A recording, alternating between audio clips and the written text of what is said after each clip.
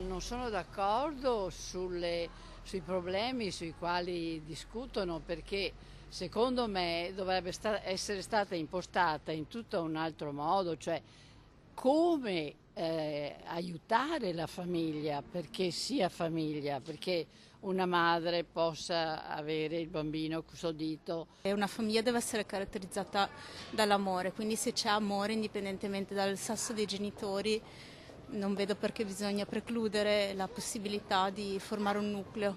Non vedo perché devo fare questo congresso, che peraltro si vogliono imporre delle scelte, l'aborto no, ognuno fa quello che ritiene. Io sono abbastanza aperta alle coppie gay, eccetera. La mia opinione modesta, sì, per carità, sono pro famiglia naturale, ma non limiterei neanche chi non ha la famiglia naturale, insomma, è il loro diritto di vivere con chi vorrebbero. Meu ponto de vista é que gay não é demoniado. Gay é sente a sua escolha, não é que é demoniado.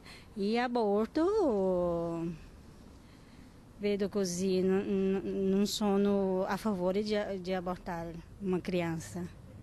Io non sono d'accordo, visto che sono tornata al lavoro a 2 mesi dalla nascita della mia bambina, quindi penso di rappresentare un po' una famiglia moderna e non una famiglia vecchio stampo, ecco, quindi assolutamente no. Io penso che sia stata una conquista, è gravissimo che vengano messe in discussione queste cose.